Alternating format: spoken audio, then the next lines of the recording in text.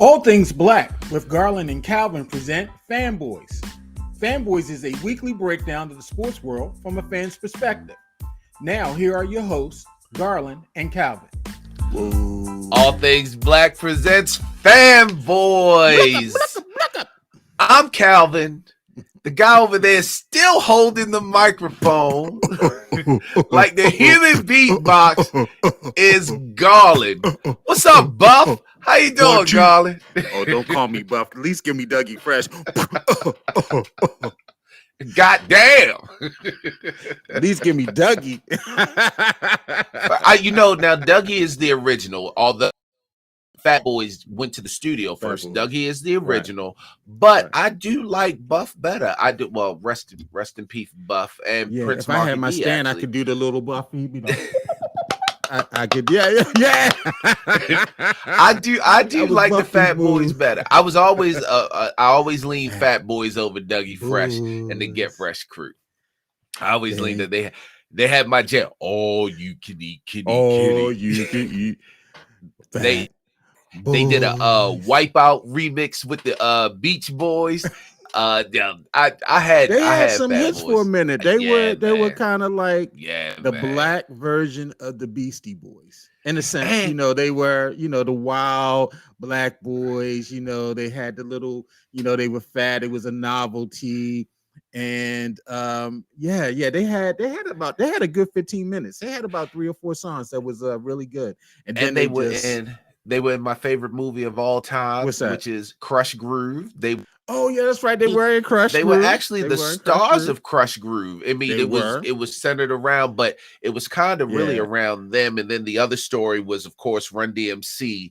But yeah, Fat Boys was my group. I'm still trying to figure out why Sheila E. was in that movie. Because she was. What did she have to do with hip hop? She was Blair Underwoods, who was supposed to be Russell Simmons. I want to shout out to Russell Simmons, but you got a whole lot of shit going on, sir. Yeah, he was too old to be with Russell Simmons. Because Russell Simmons only liked him at the age of 13. Where's he at right now? Where's Russell Simmons at right now? Yeah, in Valley. So we can say that.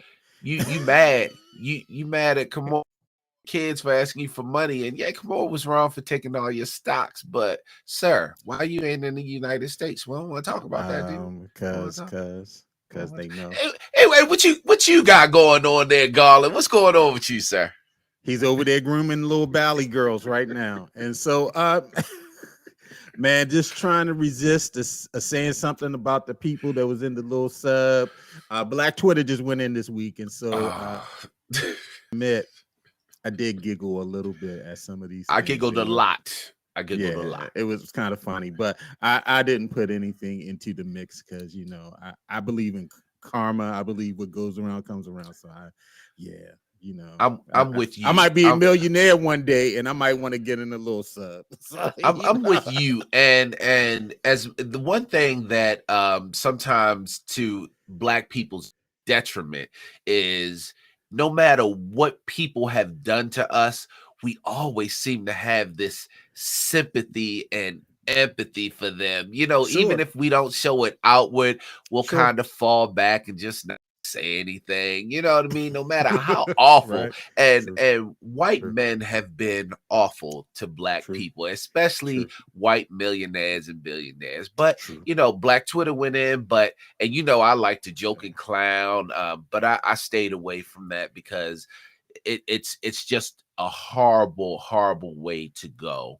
Now, had they survived, I would have been right along with the masses. But I just couldn't. Because somebody said, why did they get into one of those Apple pills and think they could go down? I was like, the one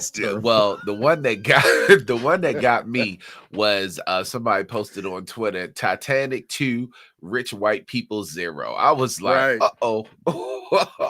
right. But I left it alone. Hey, by the way, just to let you all know, this is our podcast. We're here for a second week in a row because we took some time off before, but we're here for a second week in a row. And we're also live on YouTube. That's the ATB Presents Fanboys YouTube channel. So if you're with us live, thank you. But you can definitely watch us then. And we're on all of the podcast networks, and this will be a video on Spotify along with the podcast. So we're kind of a big thing. Well, kind of a big thing. Yeah, we're getting bigger. Kind of Physically, well, actually, physically, we're getting smaller, but podcastily, we're getting bigger. I like that word. Man, we got a lot to talk about today. The NBA, boy, has been popping the last week. You know, they're basically taking up all the news. And so we're going to spend a good amount of time on the NBA. We're going to talk a little sports business. And it's so funny because last week we talked about several things and they actually happened this week. And so they always talking about how the Simpsons be predicting the future. Actually, I think Fanboys is predicting the sports future because we be talking about stuff and then it happened. So we're going to talk a little sports business because we were talking last week about a lot of the Middle Eastern countries are going to start buying into American sports franchises, and something happened this week that went along with that. We're going to talk briefly about a little bit of NFL. A former Ravens player is out for the season, and we're going to talk a little MLB, and then finish up with some come on yo. And so let's go ahead and jump back into the NBA. The 2023 NBA draft was Thursday, and as expected, the Spurs selected Victor Wembanyama with the number 1 pick. Brandon Miller went number 2 to the Charlotte Hornets, Jordan's last draft as a majority owner, and Scoot Henderson was picked number 3 by the Portland Trail Blazers. The top 5 was rounded out with twins Amen and Asor Thompson being selected by the Rockets and the Pistons, respectively. As we discussed last week, 4 of the top 5 players selected in this year's draft did not play college basketball. First time this has ever happened in NBA history. And so, Calvin, I know for me, after the 5th pick, did you know any of the players? Well, and you, if you remember from my social media post, I didn't even know picks 4 and 5. To be very honest, the Thompson twins I know sang "Hold Me Now" on MTV back in '83. Hold me now.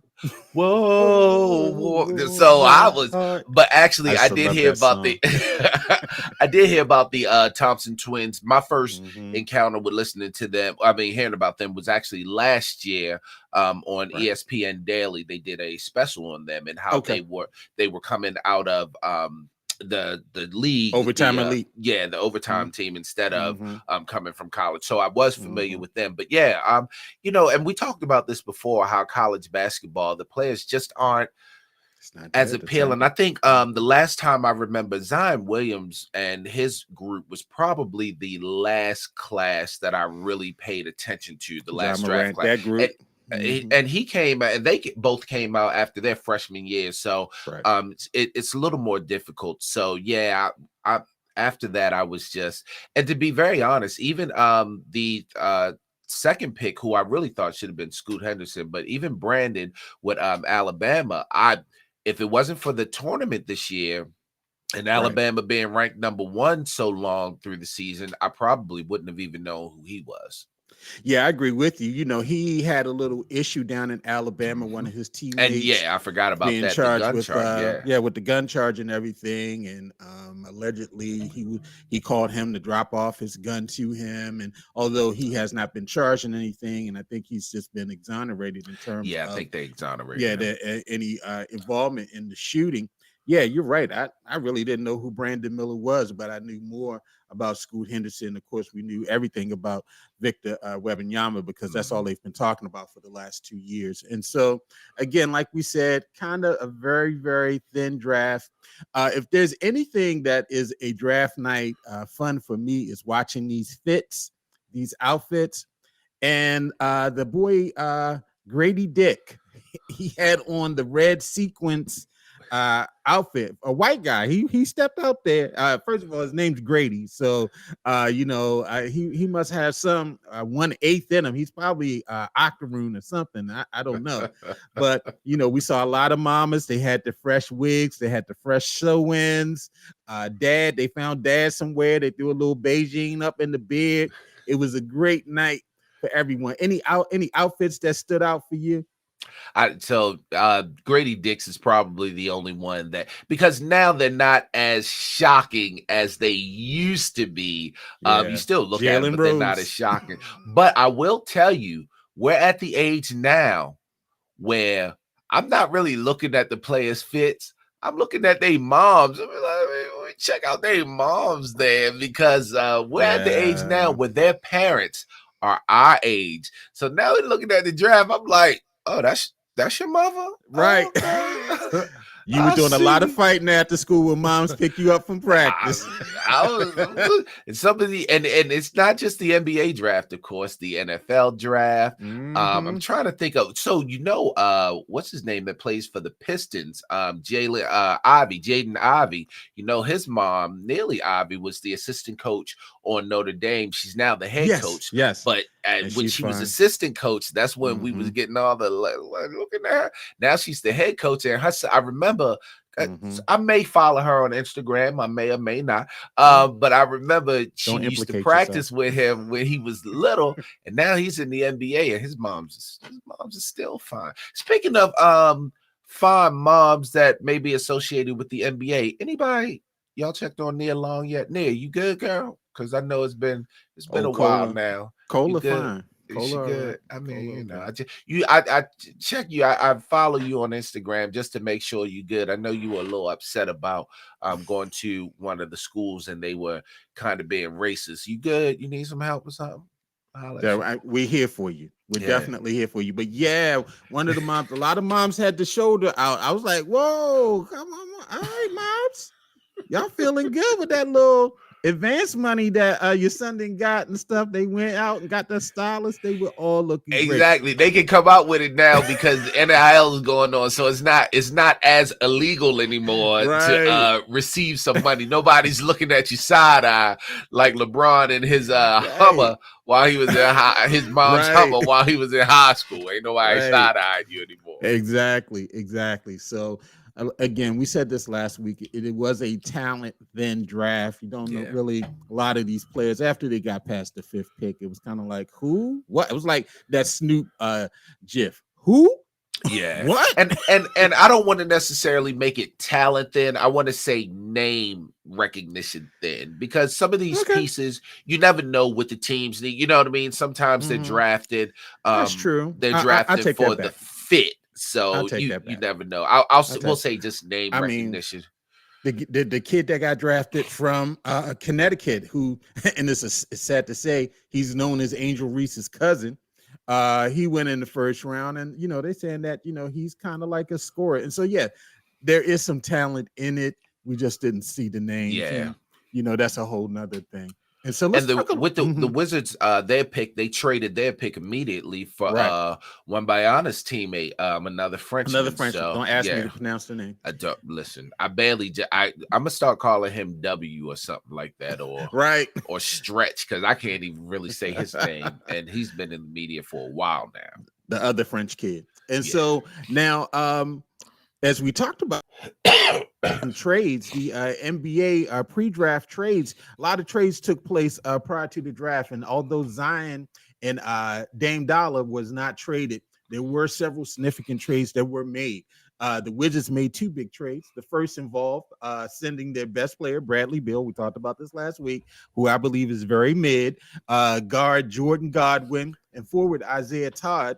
Don't know who those guys are, to the Suns for Chris Paul, Landry Shamet, several second-round picks, and some pick swaps.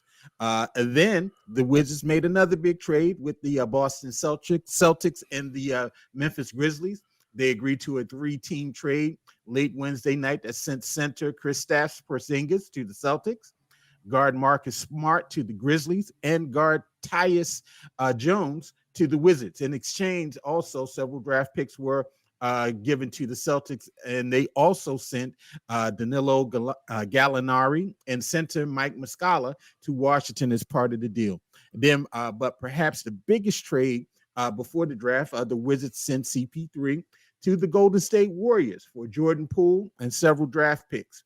Paul is expected to play a reserve role for the Warriors, while Poole, who signed a big deal last season, struggled on and off the court with the team. He will team with Tyus Jones in the Wizards' backcourt, and he's going to get a lot of shots. And so are the Suns now the favorite to win the West over the Nuggets with the addition of the first thing we're going to discuss? And so we said the Suns were the favorite to win the West when they got KD last year. That didn't quite work out. So it's really hard to say. And also the Suns remember the Suns have a new coach now. So they're going to have a new philosophy. They do get a whole season, an entire offseason of KD. And now you add Bradley Beal. Now the problem is all three of them need the ball. Like they're scorers, they're not distributors. They all shoot the ball. So I don't know. The Nuggets are so well put together, and they operate like such a precision unit that it's really hard to say the Suns are a favorite. Now, I will say this should up the Suns a little more. I don't know how much more you can be up, but it should give them a little more. You want to say make them a little more favorable to challenge the Nuggets, but I don't know if it makes them the favorite over the Nuggets. I agree with you. I don't think it made them better than the Nuggets. I'm wondering who's on that team. Like you said, it's only one ball, but you have three high volume shooters, and they're going to need to have those shots. Aiden, I still, I think that's a person they should have really traded to get rid of because he's just really nothing. And I just want to see how it all fits because, who's going to make a defensive stop on that team? You know how I feel about Brad Beal. I like Brad. I know you like Brad. I just thought he was very mid. I mean, I thought he was a good player, but he didn't elevate the Wizards to make them better. And I'm not sure what he's going to do on that team. I mean, he hasn't played over 50 games, I think, in the last several seasons. So, there's a question about his health.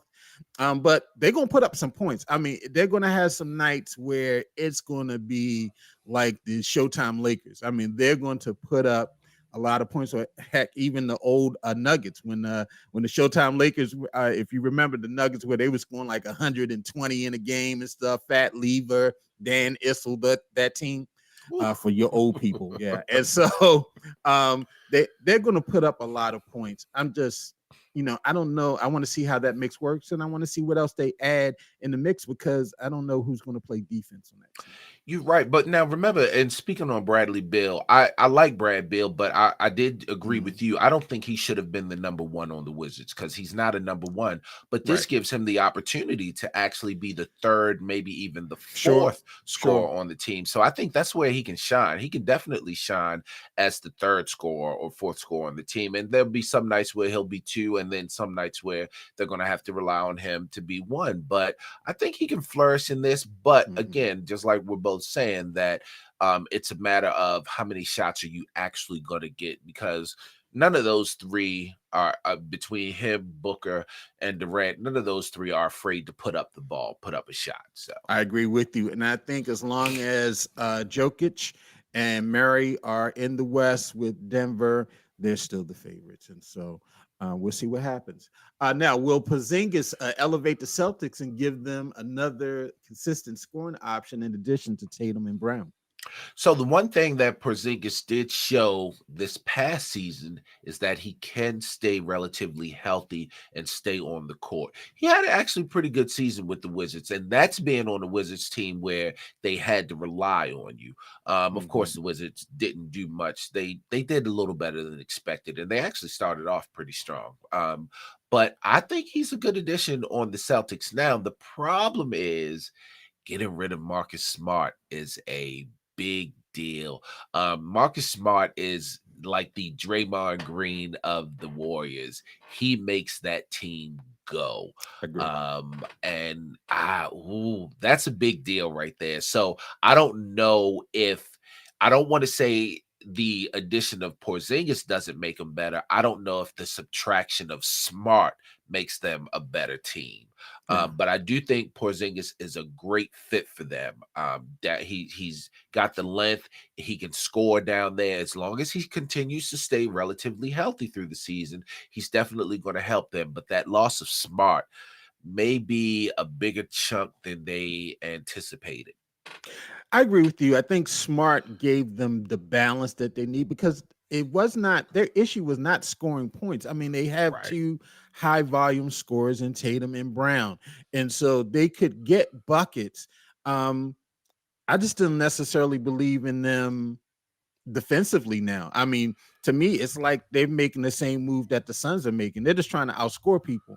And I'm not sure where their defensive presence is going to come from now, where they're going to get some stops. And Porzingis, he's been a unicorn, but again, he's kind of like a mid player.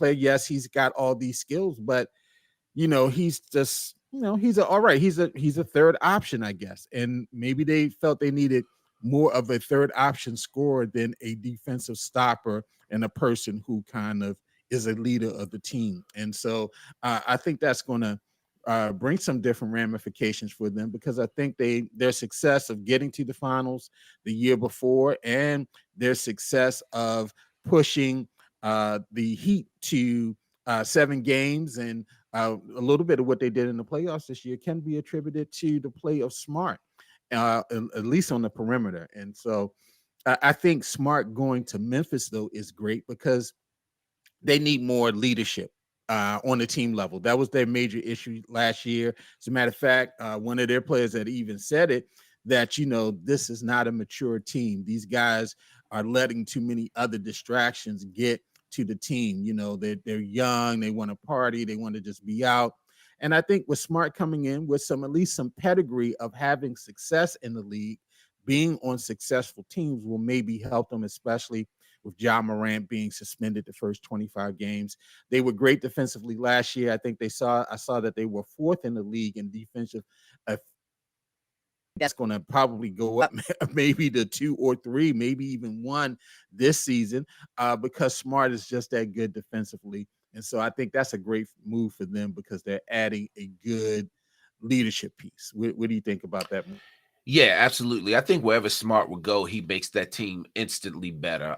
Because he was Defensive Player of the Year at one point, and he also can score. And he has taken that leadership role, even with the Celtics. If you watch, so yeah, I think it's a great move. And again, Ja Morant being suspended 25 games, they're going to need to keep that team afloat some kind of way. And I think Marcus Smart can do that for them.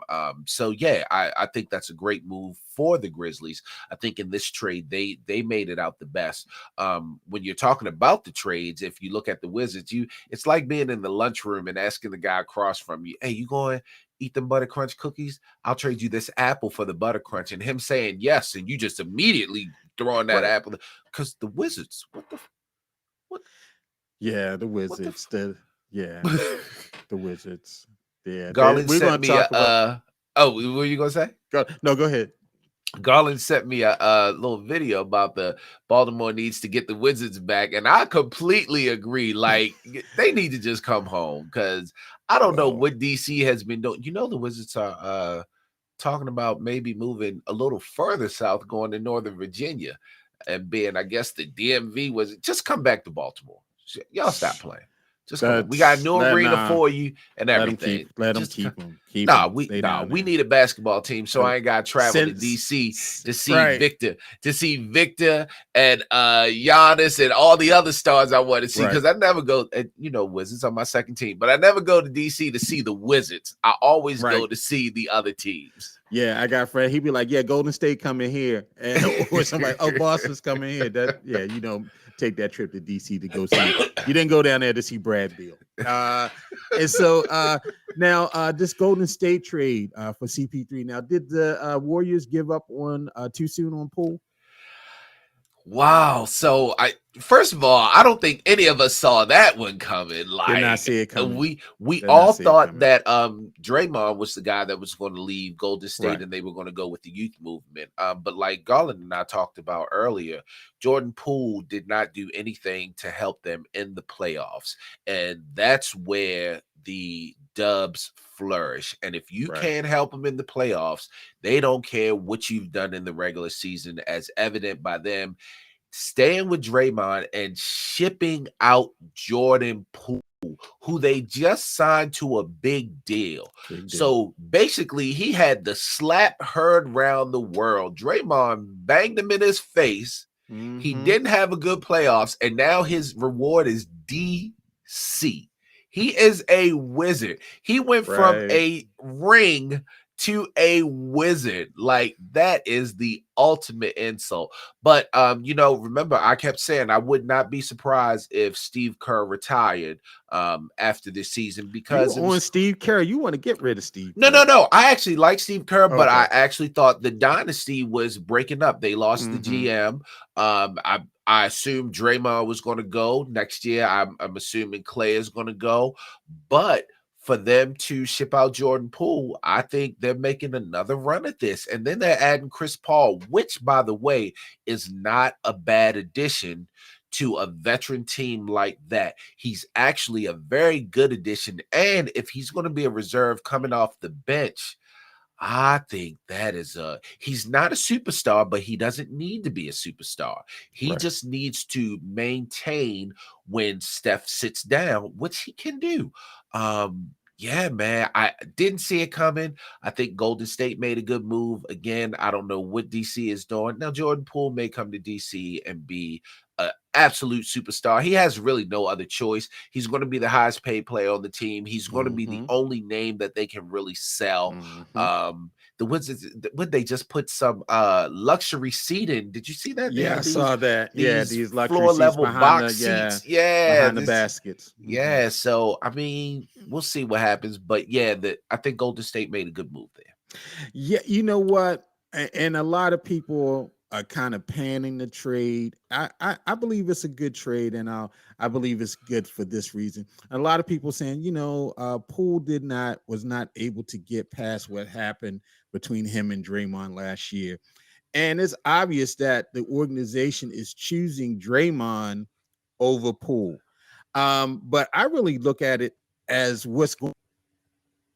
Poole he got that money really of what he did last year in the regular season, not in the postseason per se. And they really needed to try to hit on some of these draft picks, which they've missed on the last several years. They really have. And he's a defensive liability. If you think back to that Celtics championship series, a lot of times in the crunch times, he was not on the court because Gary Payton was playing a significant amount of minutes in the finals because they some people. And when that shot is not falling and you can't guard anybody, that's not going to work. That's not going to work. And so, yes, he's younger than Chris Paul, but we're not talking about they are trading 5-point a game scorer. They got two scorers there. We'll see what happens with Clay, but definitely Steph. And I think, it helps them move forward. And then let's go to the other side with Chris Paul. Oh, Chris Paul, he's horrible. He's not going to be playing starter minutes. Exactly. He's not going to be playing 30 minutes a game. If he's playing between 15 to 25 minutes a game, excellent. That's what you want. Leading that second unit, helping them off the bench. This is not the New Orleans Hornets Chris Paul. This is not the LA Lakers Chris Paul. This is not even the Houston Rockets. You mean Chris the LA Paul. Clippers, David Stern. You still aren't forgiven for him not being a Laker with Kobe. Right. They would have had 17 more rings. Anyway, I'll let you continue. Oh my God. The Lakers always got to get into the discussion. And so, yeah, this is a guy, and he still is averaging his 3 seasons in Phoenix. He led the league 1 year in assists, and he was about at 9 assists a game the other 2 seasons. He helped this team get to the championship game 3 seasons ago against the Bucks. They were the number 1 seed the season after that, and they were a number 4 seed this season. And so people, he's injured. He's carried a lot of minutes on his body, but if you're putting him in a reduced role where he hasn't had to carry that burden of running the team all the time, deal. And I think he has the skills to adapt to any system. I would love to see him in that Golden State system, spreading the floor, driving and kicking, throwing some alley-oops to Kuminga. Maybe this will help Kuminga, because trust me, him throwing these alley-oops have turned a lot of other mid players into great players. Hello, DeAndre Jordan. Hello, Aiden. Blake Griffin. Blake Griffin. Hello, those people catching alley-oops that all of a sudden these guys are all-stars. Same thing might happen for Kuminga. And so and I think it's a good deal. This is a situation for Chris Paul. If you think about it, when he went to the Clippers, we talk about Blake Griffin, we talk about DeAndre Jordan. He was there with players, young players that he kind of had to mentor and be the guy. When he went to Oklahoma City, he was with players he had to mentor and be the guy. When he was with Phoenix, he was with players he had to mentor and be the guy. He's going to Golden State. Don't have to mentor nobody where he doesn't have to do any of that. His responsibility is just to be the second point guard coming off the bench. He doesn't have, all they have to do is bring him in the fold. You're playing with veterans. You're playing with teams that have championship mentality. You don't have to do any of that. All you have to do is be the Chris Paul that you've probably always wanted to be since you left at that time, the New Orleans Hornets. So I think this is a great situation for him, especially for a veteran guy who is clearly on the downside of his career. But remember, he was a superstar. So a downside of a Chris Paul career, that's pretty doesn't good. Make him bad. It just makes him a star. He may not be a superstar, but he's still really good. Exactly. That's what I'm saying. People are acting like, oh my God, he's like tripping on the court and he can't run down the court anymore. Can't dribble. He forgot how to dribble. I mean, he was playing high volume basketball last year, and he's been playing high volume basketball for the last several years. So this is a better situation. People had him pegged with my Lakers. This is a much better situation than going to the Lakers. I think so. Because on the Lakers, if he went to the Lakers, he would have to start. Exactly. He would have to run the team. They would have to rely on him. Golden State doesn't have to rely on him to win games. So I think this is a great situation for him. I think he probably loved this. He probably saw that and was like, oh, hell yeah. He probably packed up his State Farm, his twin brother, and they went out there. Forgot all about Cliff. Yep, he probably got Cliff, and they had it on out there for real. And you know what? I really think this is good for Poole too, because he's going to get a chance to showcase his skills. He's, like you said, he's going to be the number one option in DC. He's going to get a lot of shots up, and this is good for him too, because he's going to be able to possibly prove that he's a good player, and maybe that Golden State made a mistake by letting him go. I mean, just think, 2 seasons ago, it was thought that he was the heir apparent for Steph. Now he's gone, and so he's going to have to show, were you the heir apparent? What we were thinking about you was true, or was it just the system? Were you a guy that played well in that system, but you weren't really the man?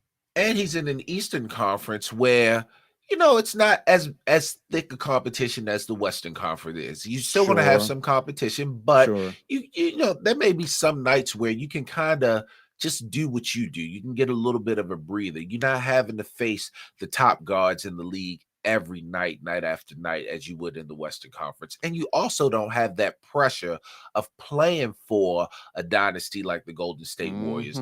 With the Wizards, there's really nowhere else to go but there's no dynasty to who are you following behind? Bradley Beal, John Wall, I wouldn't even put them in the dynasty. I went all the way back to Elvin Hayes and Wes Unseld. Well, hold on, you're not Kevin Greavy. What about Calvin Chaney?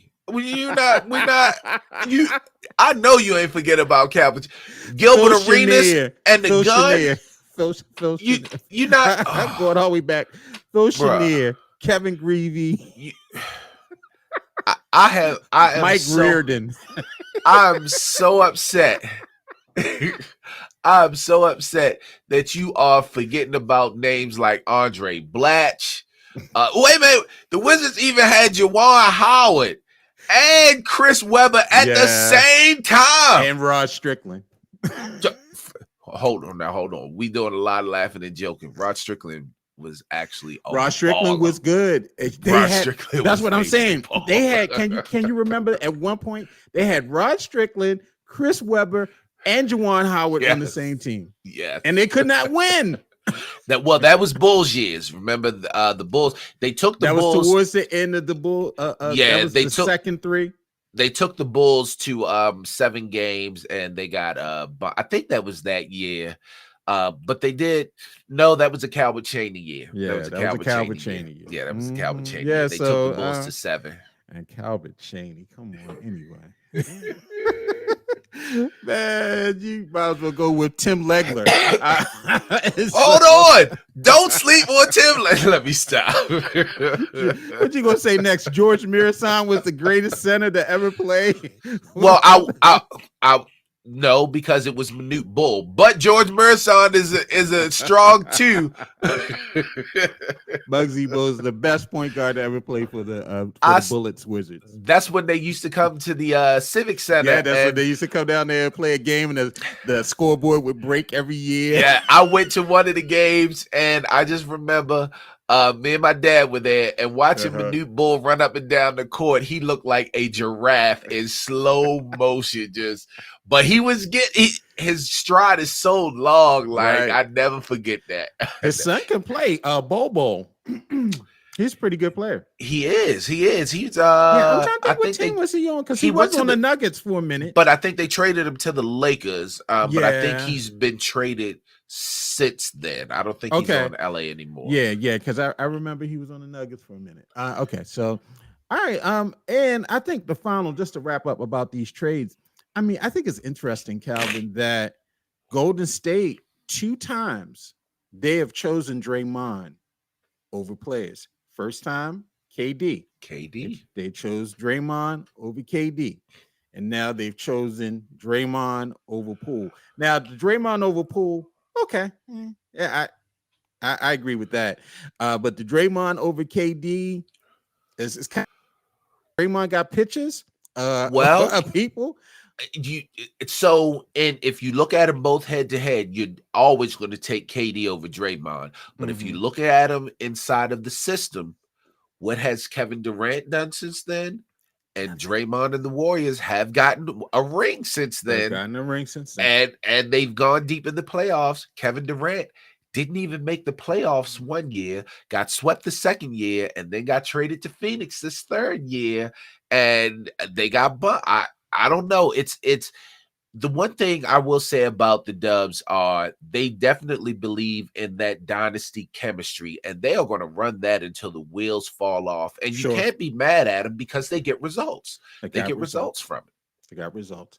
Okay, now let's talk about some players who are opting out of contracts. And so the following players are going to be testing free agency this summer, or they're expected to opt out to test free agency. And some of them have already done that. Derek Jones with the Chicago Bulls, Bruce Brown from the champion Denver Nuggets. He's going to opt out. Of course, Draymond is opting out. Chris Middleton, he's turning down a $40 million option, and with the Bucks, he's going to opt out and test free agency. Josh Hart, who played a vital reserve role in the playoffs with the Knicks. Fred VanVleet, who's basically been the only player up in Toronto. He's opting out. Kyle Kuzma, he's opting out of his deal with the Wizards. James Harden is opting out in Philly. And Montrezl Harrell is opting out in Philly as well. And so which players do you think will return to their team versus that will sign with new teams? And so let's start with Draymond first. I mean, it's obvious. I think this move with Poole is to clear off a little salary so they can go ahead and give Draymond all the money that he wants. And I really think Draymond is really, his only fit is Golden State. I don't know if he has his skill translates to another team. And so what do you think the chances are that Draymond ends up somewhere else? So I thought obviously that he was going to go somewhere else. I'm sure they had the conversation with him saying, hey, we're going to move Poole out of here because we want to re-sign you. And I don't think Draymond should sign anywhere else. Anything else can happen, but I think it's almost a 99.9999% chance that he's going to re-sign with Golden State. Right. And he should. He should. He's not. I know you Lakers people. Everybody should go to the Lakers, and I'm surprised you did not say that.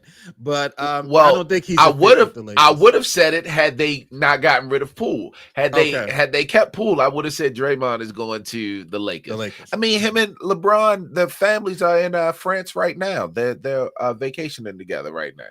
So you know the GM is over there saying, yo, Draymond, we come to the Lakers. Come to the Lakers and we can make you another champion. Bro, don't do it. Don't do it, Draymond. Don't listen to him. So Chris Middleton, opting out in Milwaukee. Again, I I mean, yeah, he could probably go somewhere else and be a number one. I think his best fit is in Milwaukee. What do you think about Chris Middleton? So I think his best fit is in Milwaukee also, but remember they just fired their coach. There may be some writing on the wall. It's a lot of changes in Milwaukee that we're not really seeing, and he may be just like, let me get ahead of this right now and just see what's out there for me. He may get an opportunity to play with maybe the Lakers, maybe Phoenix being being a true point guard, because he stays injured. You just never know.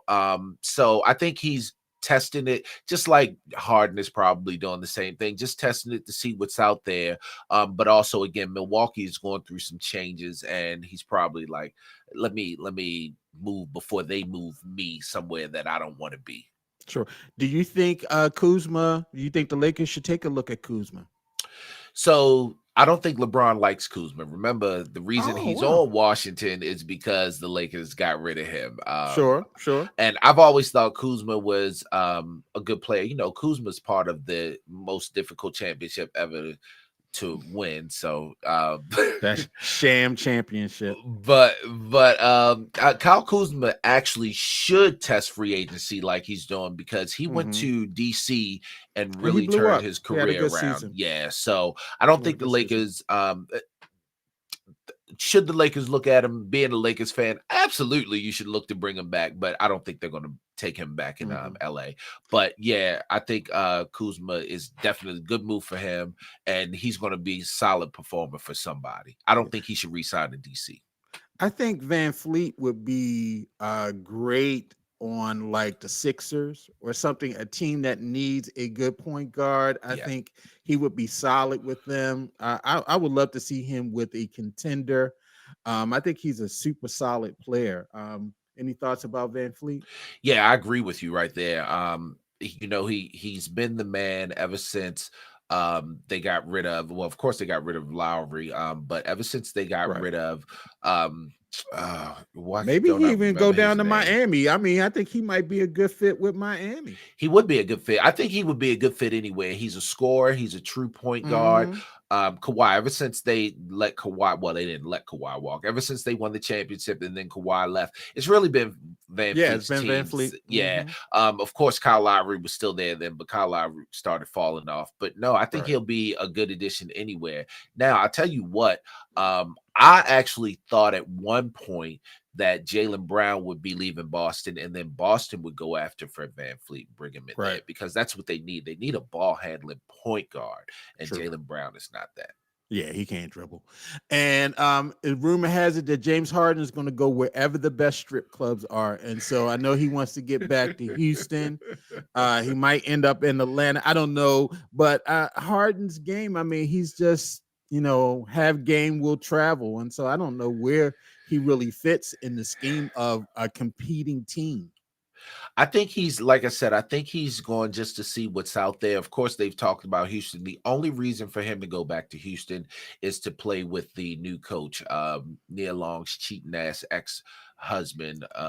So that's the only reason, because why would you leave a perennial why would you leave a perennial champion just to go to a team that's really on the startup at this point? Sure. You're playing with Embiid, the MVP, who should have won second. Joke, it should have been the MVP, but you're playing with the reigning MVP. I think he's just testing it, but it's probably also going to depend on, they did get rid of their coach too. They did fire Doc, and it's also going to depend on what other pieces they may put around him. So I'm thinking he's testing it just to kind of see what's out there, who would offer him something. Now, he has been attached to the Lakers, which, in my opinion, is only good because he will take the shots, and the Lakers need scoring. They can't keep depending on LeBron to score. That's difficult because LeBron needs the ball in his hands. LeBron is your de facto LeBron doesn't want to pay. He doesn't want to play all those minutes. I'm like, I talked to him yesterday. And he was like, I know you got LeBron on speed, I want to play all those minutes, right? Right. But but at his age, he shouldn't want to play all those minutes. So I think Harden could be a fit in there. I don't know, but I think he could be a fit. He doesn't distribute the ball a lot, and AD needs somebody to distribute the ball to him. Right. So definitely. All right. And to close out our NBA talk, we know that our boy Ja Morant, the suspension was handed down last week, suspended 25 games by the league. And so looking at the schedule, he should be back by Christmas time and all. I think I did correctly predict that. And it's nothing major there. Yeah, I did. I got something right. And so, I think we've talked about Ja enough and all. Hopefully this will help him. I know he has some things he has to do during this 25-game suspension and all. Maybe this is the thing that wakes him up. And, I know you mentioned that this might be his wake-up call. Yeah, he should get his Negro wake up call like they all get. Allen Iverson got his at one point, so they all get it. Sometimes you look at some of the Ja Morant articles and be like, you got to be the dumbest, because after you get your suspension details, then you want to come back out and be like, you see, this wasn't even a real gun; it was a lighter, sir. It's over. It's over. You're done, sir. Take this medicine and keep it moving. Why didn't you send that up to New York? Why would you even have a gun lighter? Like, why? Because I'm dumb. Why not just a regular light? Because I'm dumb. Exactly. There was a movement at one time to stop toy guns in the hands of young Black kids because Tamir Rice, those guns will get you killed. And Bro. I just Ja, what are you doing? We grew up with guns as toys. We did cap guns. We played cops and robbers. We played cowboys and Indians. Yeah. We did it all. I got these genocide games. Yeah, all of these genocide games. Guns with the holsters and the little bullets, the little silver joints. Yeah, man, with the white handle. Be like, yeehaw! Pop, pop, pop. Terrible gifts. They were awful. I might need to talk to my mother and be like, what were you thinking? What were you thinking? There's a picture on my Facebook with me in the cowboy hat with the little guns with a badge on.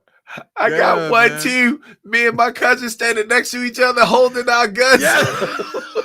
What I got is me and my cousin too. He holding his guns. I'm holding mine. Lord Jesus. I got my little bandana on and my cowboy hat and everything. then I had to remember the horse that would be in the little spring. I had the horse that you can ride on, and you can see my holster with my gun, and I'm just smiling. You couldn't tell me I wasn't the little cowboy, right? And remember the little red cap string that you would put in the gun? Pop, pop, pop. You could.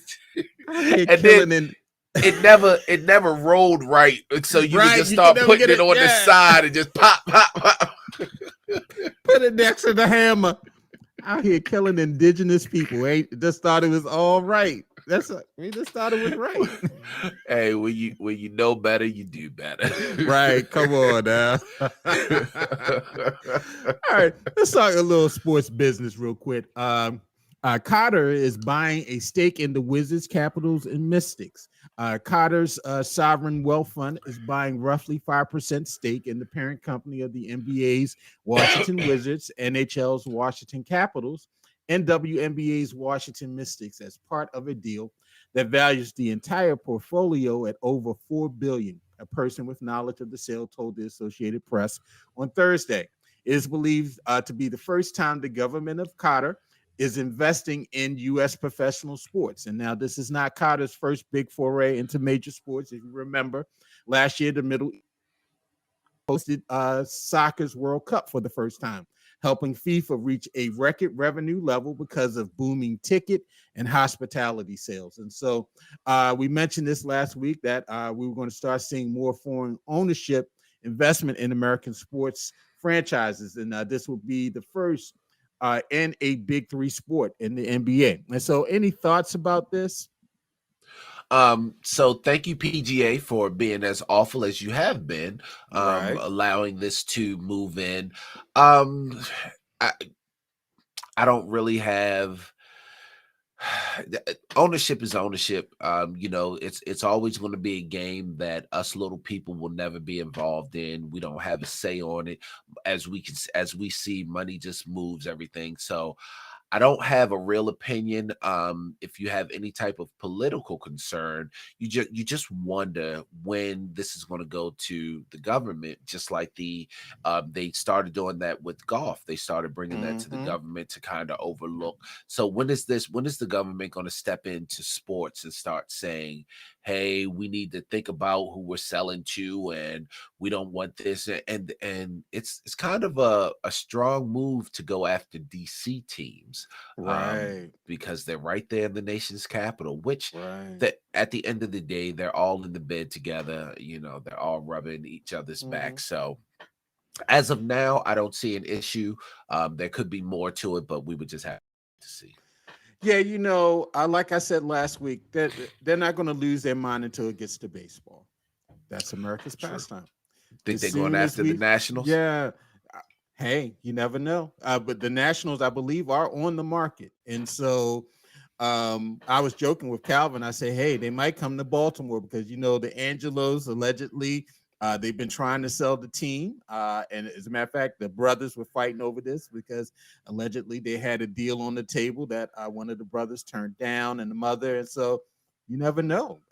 Maybe Qatar or some other Saudi money might come in and buy the Orioles or buy the Nationals. And so I think once we see it get to America's pastime, people are going to start, this is America. We're going to see the MAGAs come out, and they're going to be like, this can't happen. This is our sport. This don't happen in America.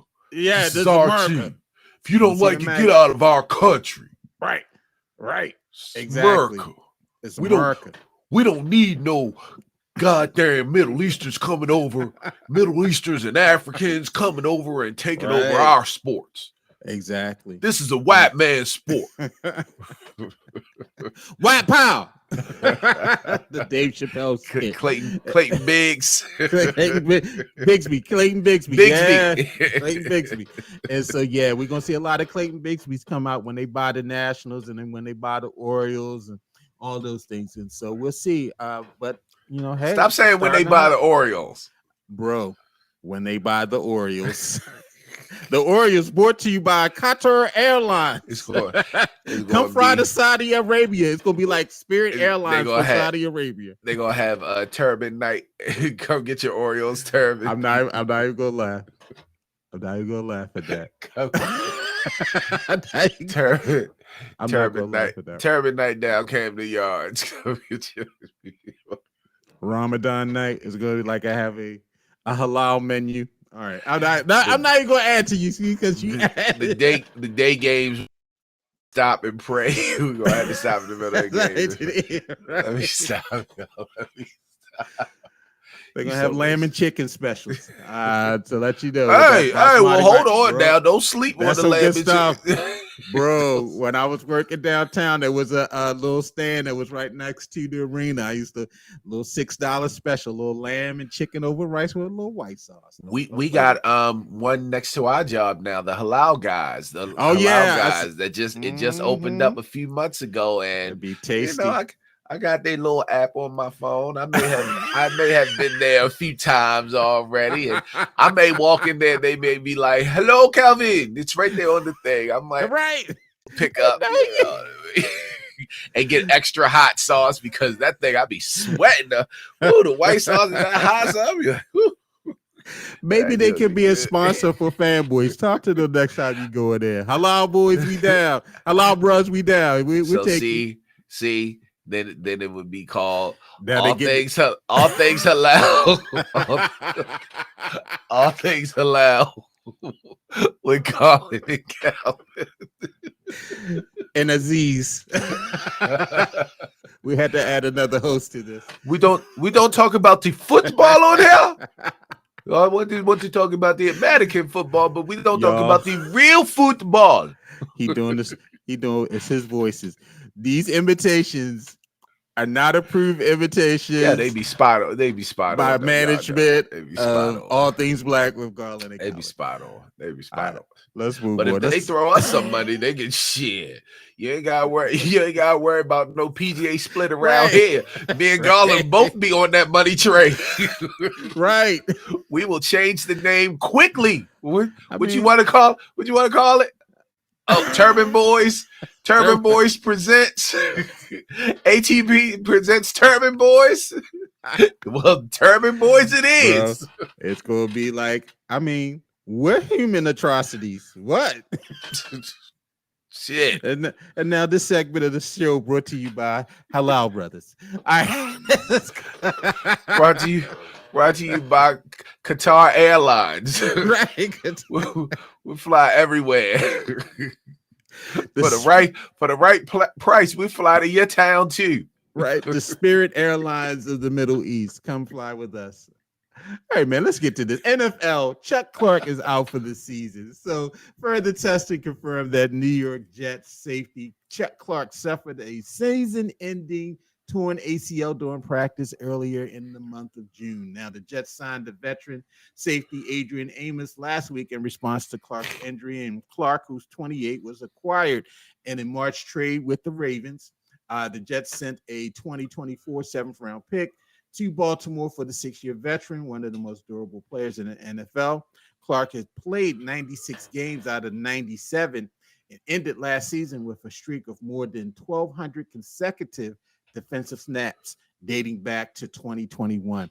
He was very valuable here. He did have some little twisted, little under the breath things to say about the in one of the mini camps that, you know, he kind of was hating for a minute because they drafted Kyle.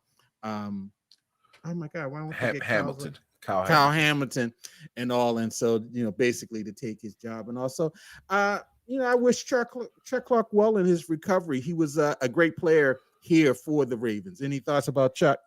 Yeah, so you never wish injury on any player. So hope he heals soon and comes back 100% healthy next season. Just like we talked about with Karma, you got to be careful what you put out in the universe, because you're right. When as soon as he got to the Jets and they gave him an interview and asked him about the Ravens, he kind of said, yeah, you know, I ain't like the direction they was going. And, you know, even Ravens fans were like, Chuck. So what the Ravens did, because he was round pick, but they did him a favor to move him on because they knew he was unhappy. And then you came out talking a little trash. So you got what you wished for. You aren't with the Ravens anymore, but now you're not playing football for a year. So it's kind of just be careful what you put out there. Again, you don't wish injury. You want him to be 100% healthy. And I have not heard anyone say anything bad about Chuck Clark, even though he threw some shots there. But it's just like, just be careful, but come back 100% healthy, sir. Right. You know, yeah, he was have a year with the Jets. He was leader here, and you know, he was a 6th-round pick here, and so they got a lot out of him for a 6th-round pick. You know, they were able to send him to a team that most people think are going to compete for a playoff berth this year, and so yeah, I think they did well by him. And he wore the dot. Yeah, he wore the dot. It's Roquan's now, but yeah, he wore the dot. So I mean, we're better, and hopefully you get better. Yeah. All right, you see that little jab in there on the way out. All right, let's talk a little Major League Baseball. The Orioles, they did lose the opening game last night, and I think they have not won any games in the City Connect uniforms. They're 1-3. All right, they're 1-3. I want to talk about the uniform. But Major League Baseball Commissioner Rob Manfred said he has some regrets over his handling of the Houston Astros sign stealing scandal that happened several years ago, admitting in a recent interview that granting immunity to the players was maybe not my best decision ever. The Major League Baseball did not punish any Houston players after a league investigation confirmed that the Astros had cheated by using a camera-based sign stealing system during the regular season and playoffs of their World Series winning 2017 season and during part of the 2018 season. Well, and so did Manfred make the right? Does he have the right to feel remorseful, or should people just get over it? At this point, you should just get over it. Like it's over and done with. Over. You're gonna always be there's gonna always be a dark circle over the Astros, especially when they're playing the Dodgers.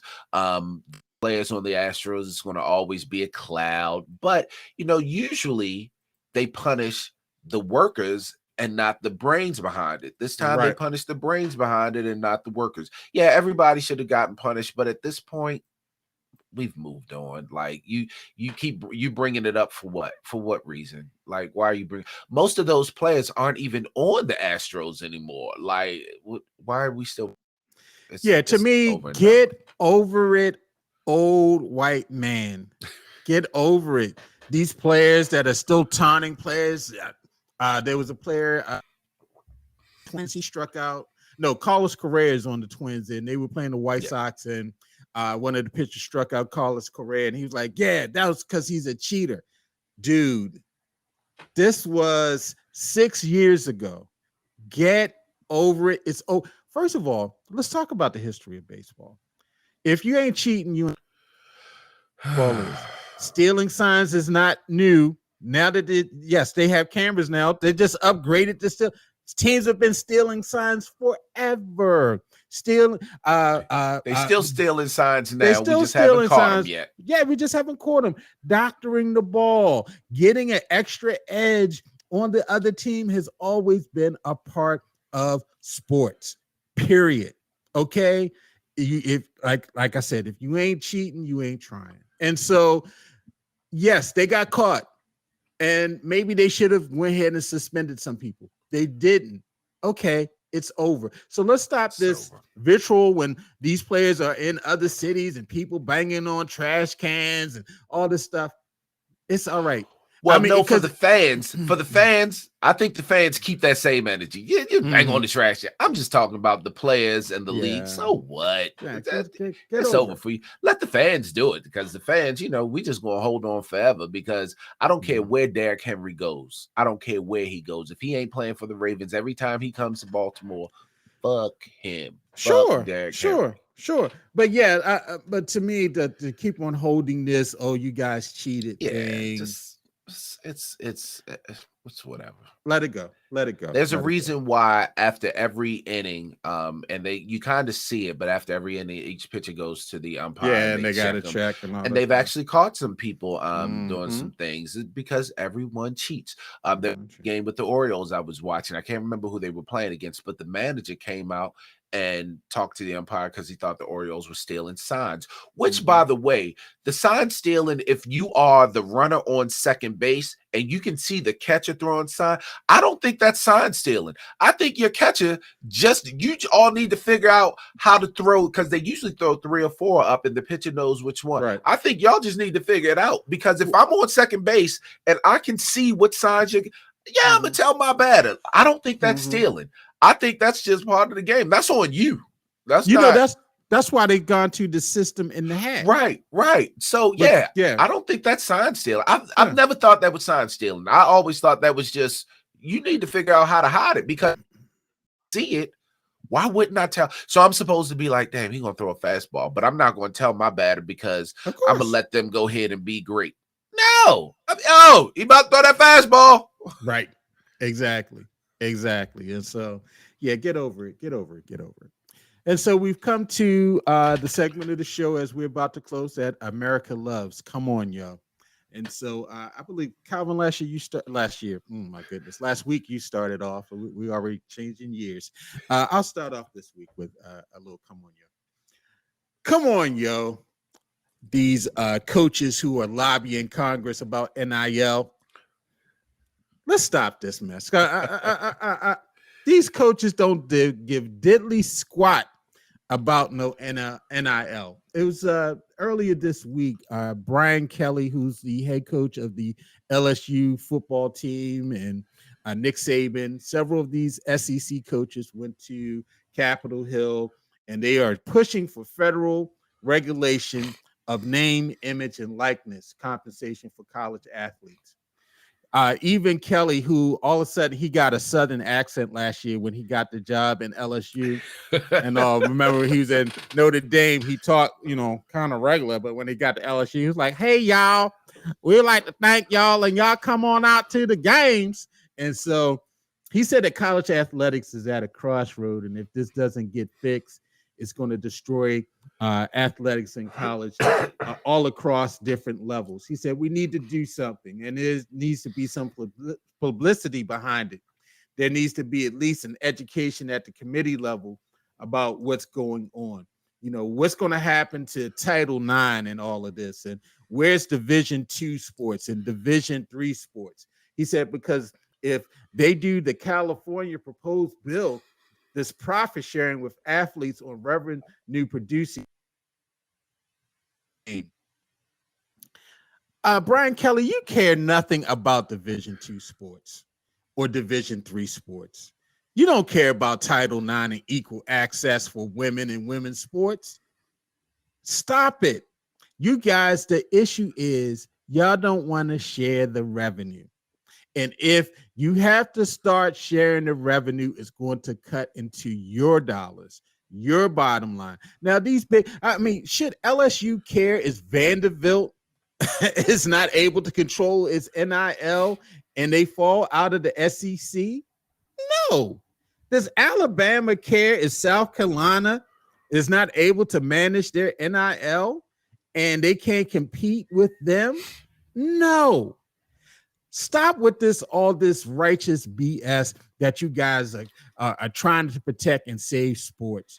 You're not. You're trying to save yourselves from cutting a check to these players and giving them the rightful money that they should get. You're making billions off of TV deals alone, but you're not willing to share the bread. And so as Calvin and I, we've been big supporters of NIL and the breakdown of all this and paying the players. I like NIL, but I really think you should start sharing the revenue. NIL is great if you're at a place where, you can get your marketing up and you can go out and get a deal. But I think these guys should be coming into situations where the revenue is already there, that they're getting their slotted money out of what they're producing for these universities. Because a lot of times they're leaving with broken bodies, but no money. They're leaving with debt. They're leaving with a history of health issues after they've given their bodies to these universities. And so, come on, yo. These guys don't care about protecting college sports and what happens at the lower levels. All they're doing is protecting their pockets. I completely agree. And they're also afraid that these teams, because players are going to certain teams for NIL money, they're also afraid that these teams will start leveling it out. Nick Saban and Alabama, as you can see already, they won't be the dominant force. LSU won't be the dominant force. The SEC won't be the dominant division in college football. So it's about their pockets. It's hurting their pockets. Yeah. And Brian Kelly with his old, come on down here to LSU, baby. We ain't thinking about you, sir. We're not thinking about you. Boy, he turned like he was right out the bayou. Exactly. And Nick Saban ain't going to tell me that they didn't have boosters feeding these kids monies all them years that they were on the top. So come on. I'm with you. Yeah. Come on, y'all. Stop it. So I had a couple that I wanted to talk about, but it's only one that stuck out to me. So sometime this week, and I'm sorry, I don't remember the names or the college, but there was this college hockey team, all-female college hockey team. And the husband of one of the college hockey team coach, who's also a professor at the college, was caught cheating with one of the girls. I'm sorry, not hockey, bowling. Caught cheating with one of the girls on the bowling team. Yes. First of all, I didn't know bowling, a female bowling team, was even a college sport to begin with. Let's start there. Yeah, man. Who knew? I didn't even know. Yeah. The husband, and the professor at the college, of the coach of the college bowling team was caught by the coach, his wife, cheating with one of the bowlers. Do you even call them players? You don't even call them players. Like, you call them players anyway. You call them bowlers. But it gets better. So that's just bad enough in itself.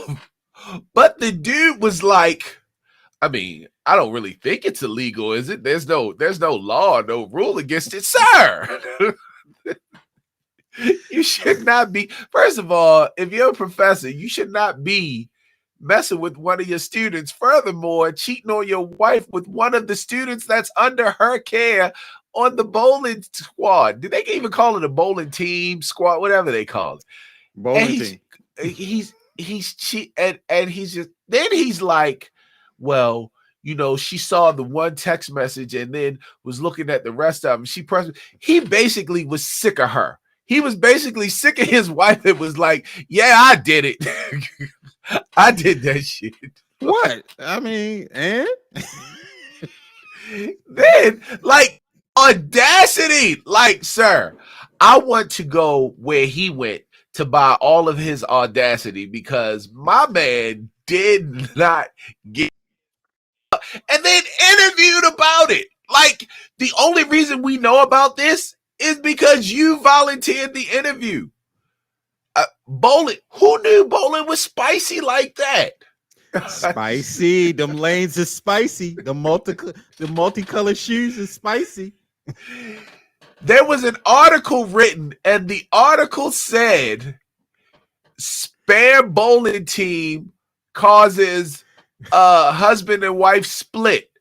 Sir, you gave them a headline that they just went with. Like, it doesn't get much better than that.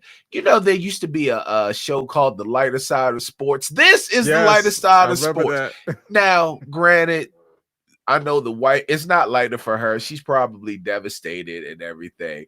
But from all accounts, she's the breadwinner. She's taking care of him. Where is this store? Where's my phone? I need to Google this store that has all of this audacity, because I need some of that. Come on, yo. Come on, yo. Now you ain't got no place to live. You can't, girl, because she is in the dorm. Well, you ain't got no place to live. You quit the job because you ain't want to get fired. And another thing, everybody, please get fired. Because when you quit, you can't get unemployment. Get fired. Take the walk. Let them embarrass you. Get fired. Stop quitting. Get fired. I don't care if you're trying to save face. You ain't got no money. Come on, yo. Like, everything about this story is absolutely hilarious. Come on, yo. You would not believe the amount of professors that sleep with students, though. No, I actually would believe it, because I know a couple of they were at the time student professors, which aren't much more older than the students. And this was at our fame, what was back then CCB. Lord. Yeah, I know a couple that was. They were doing it on the community college level. They used to be like, "Yo, Cal, you need to try to get you one of these little spots up here." They up here, son, and they giving it up. Bro, ham. Man, when I was at Hampton, I think one of our professors was sleeping with one of the students. She was like his student aide or what have you. And she was his aide.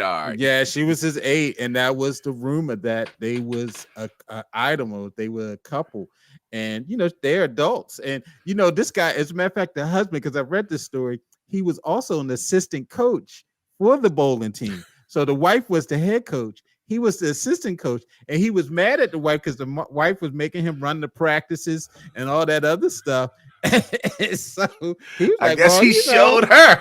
Yeah, like, I'm doing all the work. I'm gonna show her I'm doing all the work. And he went in and yeah. Boy, speaking of, and this is illegal, y'all, so don't be doing this, but you know how you see all these stories now of these high school teachers sleeping with these high school students? Some of these teachers be looking good as shit. I mean, like, where were they when I was in high school? End the show. That's the wrong thing. When I was in high school, where were you? We'd like to thank you for listening to All Things Black. I didn't have Miss Rodriguez with her little Latin Mexican mix good looking man. I had Miss Steiner, who looked like a paper bag wrinkled up. It's just what? This show was brought to you by Halal Brothers. And who told? Which one of your hating ass homeboys told on you? Like, bruh, we like she to might thank have had y'all a for friend. listening. We could have been all up in the faculty lunchroom and everything. Who told? We like to thank y'all for listening. Be careful. Be careful with friends you keep, because some of your friends just be hating y'all. YouTube, don't cut us off. Please don't send us no notes. I'd like to thank Calvin, these Halal Brothers. We like in the show. Goodbye. I like to say that. You're right. Miss Trinidad did not exist. Exactly. There was no Miss Trinidad. Exactly. Yeah, you're right. It was kind of like, oh my God, where this teacher come from? Exactly. Sometimes you be looking at him and be like, God damn, why she had to? I'm sure there were plenty of older guys that would have been like, Shorty, I'll take you out. Like, what? Oh my goodness. So thank you everybody for listening. We'll be back next week. It was a great show. Another great show. Gone down the drain. It went off the rails at the end, and I apologize for that. But I'm just saying, have you seen some of them? And then some of them be getting pregnant. What? Hit the outro music, please. Hey, we'll definitely see you next week. Another great show.